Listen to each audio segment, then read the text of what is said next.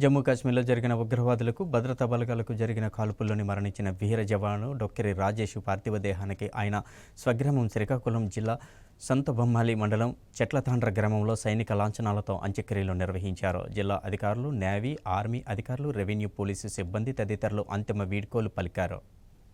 దేశ సరిహద్దుల్లో సిక్కోలు జవాను వీరమరణం పొందారు. జమ్మూ కాశ్మీర్లోని ఢోడా జిల్లాలో సోమవారం రాత్రి ఉగ్రవాదులు భద్రతా బలగాలకు మధ్య జరిగిన ఎదురుకాల్పుల్లో పశువులు బాశారు. శ్రీకాకుళం జిల్లా సంతబొమ్మాలి మండలం చెట్లతాండ్ర గ్రామానికి చెందిన డొక్కెరి చిట్టయ్య, పార్వతి దంపతుల పెద్ద కుమారుడు రాజేష్ 6 ఏళ్లుగా సైన్యంలో పనిచేస్తున్నారు. 10 రోజుల నుంచి ఢోడా జిల్లా సరిహద్దు ప్రాంతంలో 10 రాష్ట్రీయ రైఫిల్స్ బెటాలియన్ ఆల్ఫా కంపెనీల్లో విధులు నిర్వహిస్తున్నారు. 3 రోజులుగా ఉగ్రవాదులు గాలింపు చర్యల్లో పాల్గొన్నారు. ఉగ్రవాదులు జవాన్ల మధ్య జరిగిన ఎదురుకాల్పుల్లో రాజేష్ మెడకు బుల్లెట్ తగిలి మరణించినట్లు అతని కుటుంబ సభ్యులకు మంగళవారం ఉదయం అధికారులు సమాచారం ఇచ్చారు. రాజేష్ భౌతిక కాయం విశాఖపట్నం విమానాశ్రయానికి చేరుకుని అక్కడి నుంచి స్వగ్రామానికి తరలించి సైనిక లాంఛనాలతో అంతిమ వీడ్కోలు పలికారు.